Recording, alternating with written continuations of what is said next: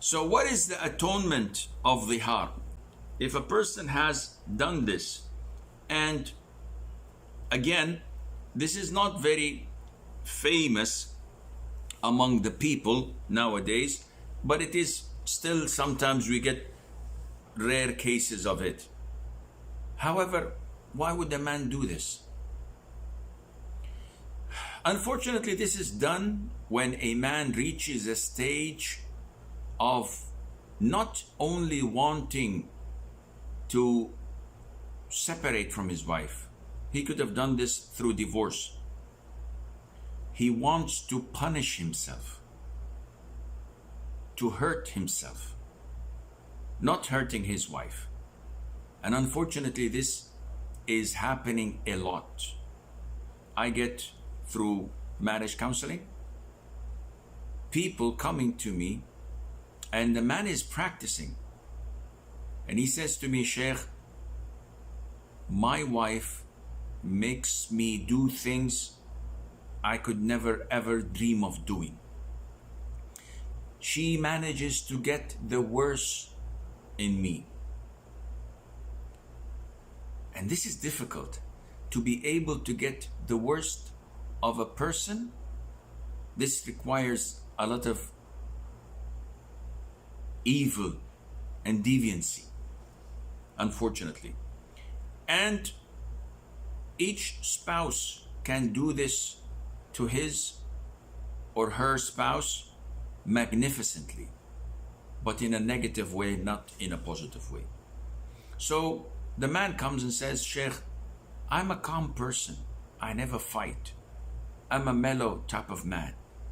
Whatever my wife says, even if I disagree, the worst thing I could do is not to reply. But she curses, she shouts, she breaks things at the house. Sheikh, she takes off my glasses so that I can see. She takes my mobile and throws it in the wall and breaks it into pieces. She says awful things about my mother, about my siblings. She insults me so bad that I end up, when leaving the home, in a state of trauma. I listen to music.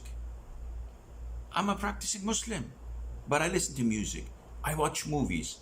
I may go to areas that I would never have dreamt of even driving through. So it's like Satan is overriding me, making me do heinous and haram things. And whenever I get remorseful or regretful, I get this feeling of, yeah, do it, man, do it. She'll be the one sinful for that because she's pushing you to sin. And I'm unable to control myself, Sheikh. And I say, Subhanallah. Now, I've heard this a lot. It's not justifiable. The reason you're giving are lame. You'll be held accountable on the day of judgment for your actions, not her. But she would be accountable for pushing you this far.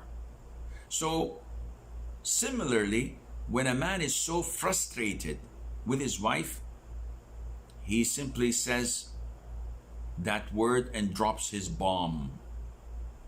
You are prohibited, like my mother. So they come and knock the doors. Sheikh, what can we do? What should we give in order to expiate this sin of ours? Well, the Quran has stated this clearly in Surah Al-Mujadilah or Al-Mujadalah. A woman came to the Prophet ﷺ and said, O Prophet of Allah, my husband said this. So the Prophet said, I have no answer to you but to say that you are prohibited for him as his mother is prohibited for him. And she said, O Prophet of Allah, she argued the Prophet,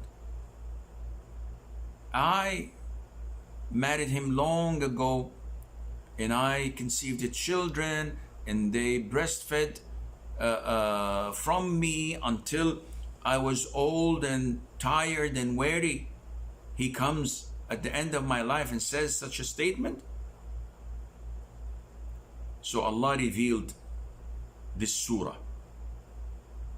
And in it says that those who do such a thing, they are indeed saying something that is false, and they are transgressing.